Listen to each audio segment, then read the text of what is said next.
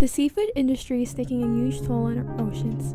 Today, the impact of the seafood industry on the Gulf Coast will be explored, as well as the effects of overfishing and sustainable measures that can be used. With overfishing and carbon emissions, it can and will destroy our oceans. What is overfishing? By definition, overfishing is taking so many fish from the ocean that there are not enough left to reproduce and replenish the population. This depletes fish stocks, causing species to become endangered over time. One effect that overfishing causes is bycatch. Bycatch is the capture of unwanted sea life while fishing for a different species. This causes the needless loss of billions of fish, along with hundreds of thousands of sea turtles, as well as other marine species. One example of this effect is on the overfishing of oyster populations. Oysters are an essential resource for the environment and economy, especially in Texas's commercial fishing. However, oyster reefs have been heavily depleted over the years. In fact, 50 to 80% of the native oyster populations in the Gulf of Mexico have been lost due to historical shell dredging, water quality degradation, disease, oil spills, and hurricanes. Harvesting oysters through destructive dredging destroys the sea bottom, and the removed shells are usually not returned to the bay, resulting in the loss of important substrate for young oysters to attach and grow.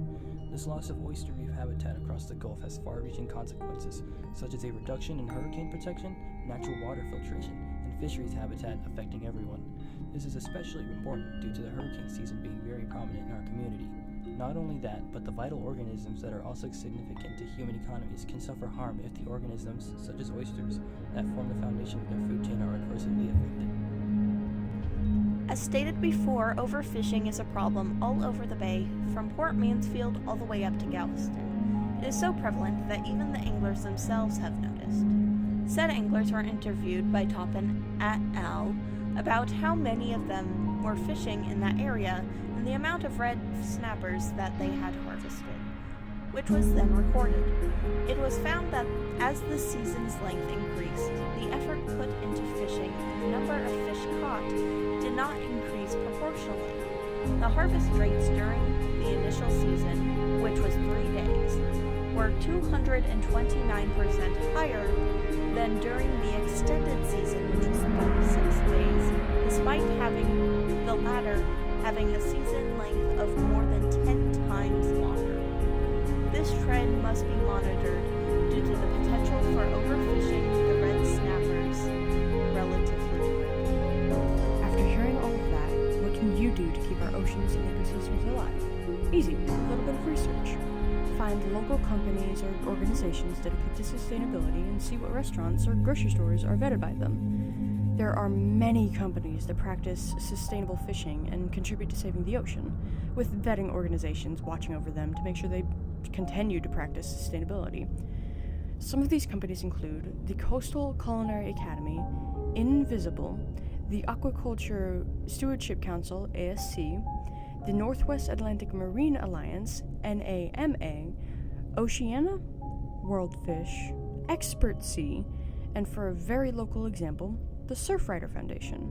In fact, the Islander Dining Hall is vetted by the Surfrider Foundation, which is a foundation that focuses on making sure restaurants don't use single-use plastics. According to plasticoceans.org, almost 50% of plastic in the ocean is single-use.